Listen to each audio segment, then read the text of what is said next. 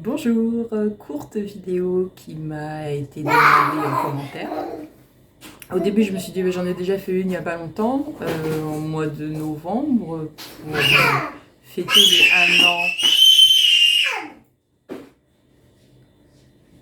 Pour fêter les 1 an du fait que je suis pranique.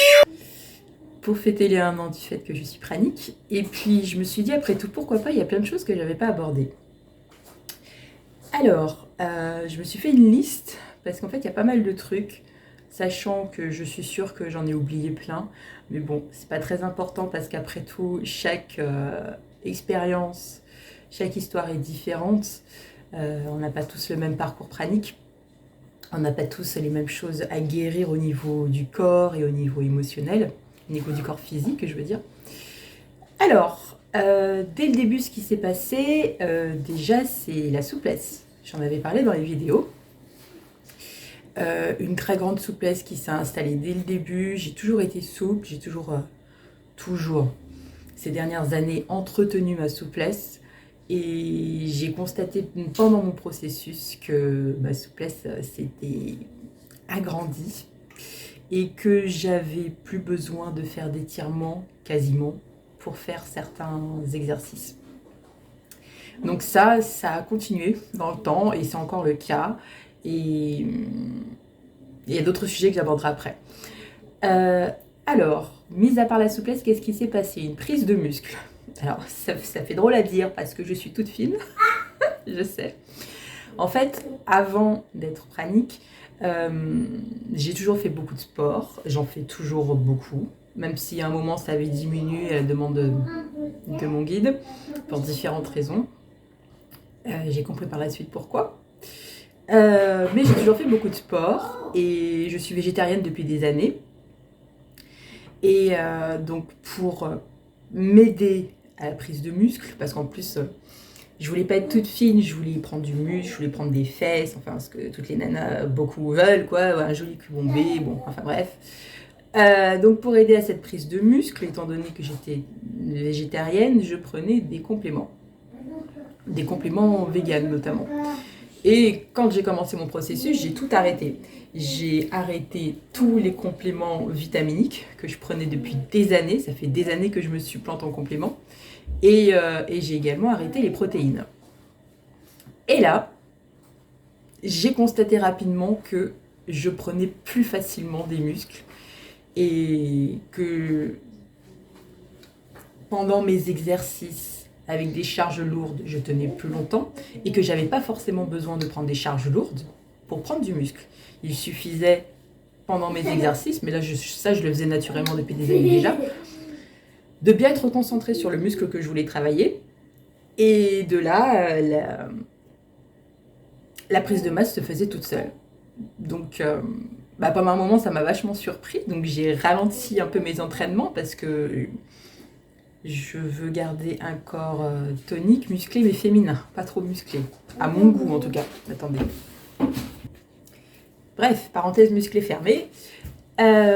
Ensuite, ce qui s'est passé, c'est un changement. Alors, les cheveux blancs, ça j'en avais parlé pendant le processus, hein, c'est toujours pareil. De temps en temps, j'ai des cheveux blancs qui sortent et puis ils tombent. Voilà. Un changement au niveau de la peau, un renouvellement cellulaire plus rapide. J'ai constaté qu'elle avait changé de texture, qu'elle était beaucoup plus douce qu'avant. Et alors, ça s'est passé il y a environ 6 mois. J'ai toujours eu confiance en mon guide et elle m'avait bien dit que, il est asexué d'ailleurs, je sais pas pourquoi je dis il ou elle, hein, que beaucoup de changements au niveau du corps allaient apparaître. Donc il fallait que je garde confiance, que tout ça était normal. Heureusement, j'étais mise au courant. Ce qui s'est passé, c'est que donc ma peau se renouvelait très rapidement. J'ai commencé à beaucoup peler, mais vraiment. Et au niveau de mes coudes, c'était devenu tout foncé, comme si j'avais mué, comme une peau de lézard. C'était vachement impressionnant. Et c'est apparu quasiment du jour au lendemain. J'ai vu mes coudes tout noirs. En frottant comme ça, je me suis rendu compte que ça partait. Et voilà, c'était dû à ce processus-là. Donc, renouvellement cellulaire beaucoup plus rapide, un changement de peau. Ça apparu sur tout mon corps, ce phénomène-là, même sous mes pieds. Je perdais et je perds encore beaucoup de peau sous mes pieds. Vraiment, ma peau se renouvelle beaucoup plus vite et très douce. Il y a pas si longtemps que ça, il y a peut-être 3 mois, 4 mois en arrière, c'est au niveau de mes cheveux. J'ai perdu pendant environ 3 semaines beaucoup de cheveux. Il y a de quoi, hein. Franchement, il y a de la masse là-dedans. Hein. Et puis j'avais confiance de toute façon. Mais vraiment, si ça vous arrive post-processus, pas de panique, là aussi c'est normal. J'ai perdu beaucoup de cheveux et d'autres ont rapidement repoussé derrière. J'avais plein de petites repousses. En fait, c'est pareil, c'est la texture de mes cheveux qui a changé et maintenant ils sont beaucoup plus forts et beaucoup plus doux qu'avant.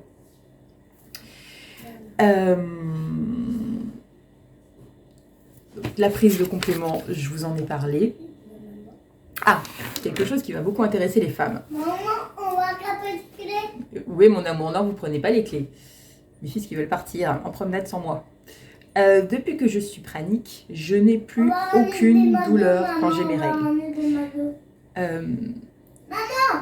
Végétarienne, même avant de l'être, j'avais besoin de prendre des compléments en fer pendant ma période de règles parce que sinon j'étais complètement vidée en fait. Donc, j'avais besoin de prendre des compléments en fer, sinon j'étais totalement vidée de mon énergie en fait. Je perdais beaucoup de sang quand j'avais un stérilet en cuivre. Et même après le retrait de ce stérilet en cuivre, donc là je n'ai plus rien depuis maintenant la naissance de mon dernier, qui a eu 3 ans. Complètement vidée de mon énergie pendant mes règles, avec des douleurs, vraiment. Les douleurs, j'avais réussi à les calmer. C'était des mémoires familiales qu'il fallait guérir, donc ça s'était passé. Mais j'étais toujours fatiguée. Et depuis que je suis pranique, tout ça est rentré dans l'ordre. C'est bon. Alors, sinon, je crois que j'ai fait le tour. Sinon, niveau alimentation pranique, c'est toujours pareil.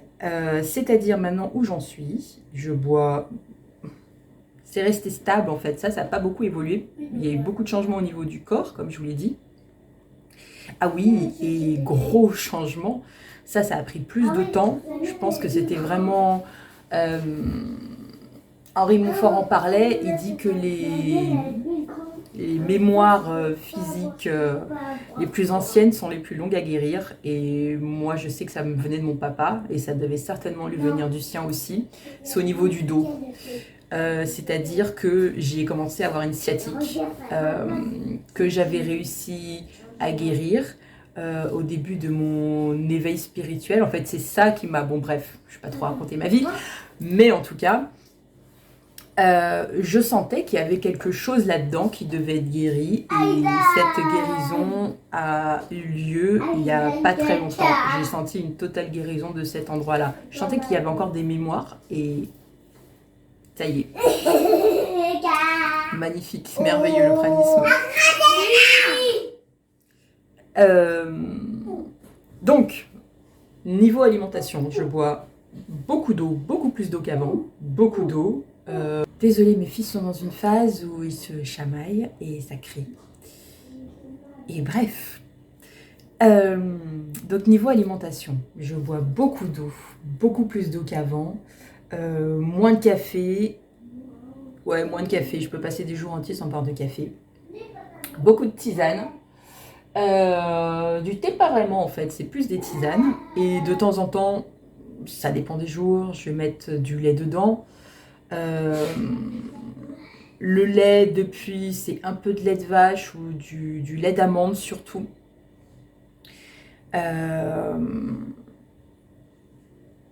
Et il y avait quelque chose que je voulais rajouter par rapport à ça. Ah oui, très important, je suis passée par une phase l'année dernière où je ne pouvais plus rien consommer du tout, à part de l'eau et du thé. parce que sinon ça me faisait des douleurs horribles dans tout le corps. Une fois, j'ai eu, pour mon malheur ou pour mon bonheur, parce que ça m'a permis de me rendre compte de ça, de prendre une petite cuillère de sauce tomate. Comment vous dire? J'ai cru qu'on m'avait battu en fait, tellement j'avais mal au dos, dans les reins, dans le haut du corps, j'ai cru qu'on m'avait tabassé. Mon corps vraiment n'a pas du tout aimé cette petite cuillère de sauce tomate. Têtue comme je suis, j'ai renouvelé l'expérience avec une cuillère de chocolat, une cuillère de beurre de cacahuète. Je crois que le beurre de cacahuète était le plus horrible parce que j'ai eu mal au ventre comme si on était en train de m'arracher les boyaux. Vraiment. Et de là, je me suis dit, merde, attends, je suis un être divin. Tout est énergie, même ça, c'est de l'énergie. Il n'y a aucune raison qu'une cuillère de sauce tomate ou qu'un verre de jus ou une petite cuillère de sauce tomate quand je fais à manger me fasse mal au corps. Là, non, je suis pas d'accord. Donc je me suis dit, il faut faire quelque chose. Et je me suis programmée, tout simplement. J'ai programmé mon corps physique. Je lui ai expliqué que de temps en temps, si je fais un écart, c'est pas pour autant qu'il doit y avoir des douleurs partout, que nous sommes un être divin et qu'il n'y a aucune raison qu'on est beaucoup plus fort que tout le reste. Voilà, ça n'a aucune raison d'interférer sur notre santé, que si je fais un écart, entre guillemets, ça ne le concerne pas, c'est rien, qu'il ne fallait pas y prêter attention. J'ai fait cette programmation-là, j'ai dû un peu modifier, adapter mon langage selon ce que je constatais sur mon corps, en fait, parce que c'est vraiment mon allié. Hein. Je l'aime, voilà, il est très fort, il est très très fort. Donc je suis jamais dans la confrontation avec lui, dans la violence, je suis toujours dans la douceur et dans l'écoute. Et quand je sens que les demandes que je lui fais ne lui correspondent pas, ou sont trop dures, ou au contraire pas assez, je m'adapte, vraiment. Et donc là, voilà, petit à petit, ça c'était le discours de base que j'avais en tête. Après, je sais que je l'ai un peu transformé, j'ai plus exactement les mots en tête, mais en gros c'était ça, c'était écoute s'il te plaît, nous sommes un être divin, on est beaucoup plus fort que ça. C'est pas une cuillère de beurre de cacahuète qui va te faire mal. Voilà. Digère-la, fais-en ce que tu en veux, tu la transmutes en lumière, et puis c'est tout. Voilà, j'avais demandé de tout transmuter en lumière. Et ça m'a demandé un peu d'entraînement au début. Il y a des choses, ça s'est fait plutôt facilement, mais il y a d'autres trucs. Voilà. Donc maintenant, j'en suis arrivée à un stade de totale liberté où je peux choisir de manger. Ça me fait rire de dire ça parce que, même si c'est le cas, je mange toujours pas en fait. Enfin, je mange toujours pas. Quand mes enfants vont manger du McDo, je vais prendre un Sunday. Voilà, pour les accompagner. Mes enfants savent que je suis pranique. Hein. Alors, c'est rigolo parce que mes fils, ils sont magiques. Ils ont tout de suite compris le truc sans se poser plus de questions que ça, en fait. Je pense aussi que ça dépend de la façon dont on le vit. Moi, je vis ça de façon tellement naturelle. Enfin, mes enfants savent ce que c'est des chakras. Je leur ai expliqué... être pranique, je leur ai expliqué ce que c'est, se nourrir de lumière, d'énergie, que ça se trouve partout, que c'est l'amour aussi qui nous nourrit, enfin bref. Donc, de temps en temps, pour participer avec mes fils, je vais manger une glace. Ça dépend de mes envies. Le lait, je vous en ai parlé, ça aussi, ça dépend de mes envies, c'est très variable. Je peux passer plusieurs semaines, plusieurs mois sans en boire du tout. Ce que je bois tout le temps, c'est de l'eau. Alors, à un moment, c'est vrai ça. Je pense que ça peut servir aux futurs praniques peut-être, qui passeront par là, qui auront la même expérience, se sentiront moins seuls. Je ne pouvais plus boire du tout de l'eau du robinet. Et c'est toujours le cas d'ailleurs. La seule façon que j'arrive à boire de l'eau du robinet, c'est quand elle est bouillie. C'est dans ma bouilloire, quand je fais mes tisanes. Ou si je veux boire de l'eau du robinet, il faut que je la passe à la bouilloire. Oh mon amour, viens.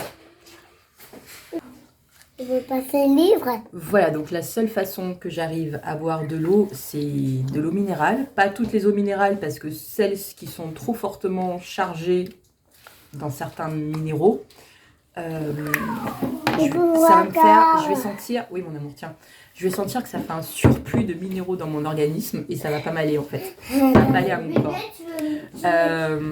Donc maintenant j'en ai trouvé une, je vais pas inventer de marque, donc je vais pas dire son nom.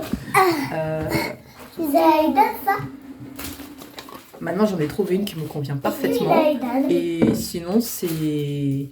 Oui, c'est à ton frère. Sinon, beaucoup... Voilà, la seule façon que j'ai maintenant, si je veux boire de l'eau du robinet, c'est de la bouillir. Donc la passer à la bouilloire et là, ça passe tout seul. Sinon, c'est le même effet que ça m'avait fait avec le beurre de cacahuète avant de faire ma programmation. C'est que j'ai mal dans tout le corps. Et j'ai de terribles crampes d'estomac. Elle passe plus du tout du robinet. Voilà mon bilan.